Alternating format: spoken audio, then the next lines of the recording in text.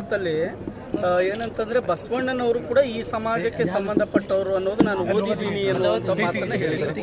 ಪ್ರಜಾವಾಣಿ ಪತ್ರಿಕೆಯಲ್ಲಿ ಈಗ ಒಂದು 8-10 ವರ್ಷಗಳ ಹಿಂದೆ ಒಂದು ಪುರವಾಣಿ ಅಂತ ಬರ್ತಾ ಇತ್ತು. ಅದರ ಯಾರೋ ಲೇಖನ ಬರೆದಿದ್ರು, ಅದನ್ನ ನೋಡಿದ್ದಾನೆ ಅಷ್ಟೇ. ಏನಂತ ಉಲ್ಲೇಖ ಇತ್ತು ಗುರುಗಳೇ? ಬಸವಣ್ಣನವರು ಆಲಮದ ಸಮಾಜದಲ್ಲಿ ಹುಟ್ಟಿದ್ರು, ಒಡೆಯರ್ ಅಂತ ಇರ್ತಾರೆ.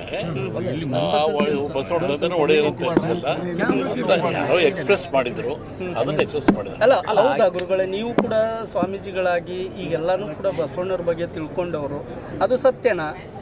ಬಸವಣ್ಣ ಯಾವ ಒಂದು ಜಾತಿ ಸೇರಿದವರಲ್ಲ, ಯಾವ ಮತಕ್ಕೆ ಸೇರಿದವರಲ್ಲ. ಇವನಾರವ ಎಂದೆನಿಸಿದ್ರಯ್ಯ, ಇವ ನಮ್ಮವ ಇವ ನಮ್ಮ ಆ ತತ್ತಲ್ಲಿ ಹೋದಂಥವ್ರಿಗೆ ಜಾತಿ ಹಿಡಿದು ಒಳ್ಳೇದಲ್ಲ, ಜಾತಿ ಬಿಡಿಸೋದು ಒಳ್ಳೇದಲ್ಲ. ಶಿವಾಜಿ ಮಹಾರಾಜರು ಮತ್ತೆ ಆ ಸಮಾಜದ ಹುಟ್ಟಿದವರು ಅಂತ ಹೇಳಿದ ಅಷ್ಟೇ. ಅಂದ್ರೆ ಕುರುಬ ಸಮಾಜದ ಬಗ್ಗೆ ಮಾತಾಡಿದವ್ರಿಗೆ ಒಂದು ವಾರ್ನಿಂಗ್ ಮಾಡಿದಾರೆ ಅಂತ ಹೇಳಿದ್ರಿ. ಯಾರು ಅಂತ ವಾರ್ನಿಂಗ್ ಮಾಡಿಲ್ಲ, ವಾರ್ನಿಂಗ್ ಅಲ್ಲ. ಸಹಜವಾಗಿ ಕೇಳುವಾಗ ಏನ್ರಿ ಸ್ವಾಮಿಗಳೇ ಅದು ಹೇಳ್ತಿರಲ್ಲ, ಹೆಂಗೆ ಹೇಳ್ತೀರ ನೀವು? ನಾವು ಸಮಾಜ ಇಲ್ವೇ, ನಾವಿಲ್ವೇ?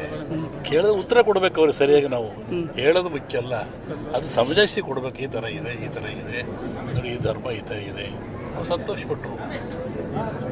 ಟೀಕೆ ಮಾಡೋದಲ್ಲ, ಉತ್ತರ ಕೊಡಬೇಕು. ಈಗ ಸಿದ್ದರಾಮಯ್ಯ ಅವರು ಈಗ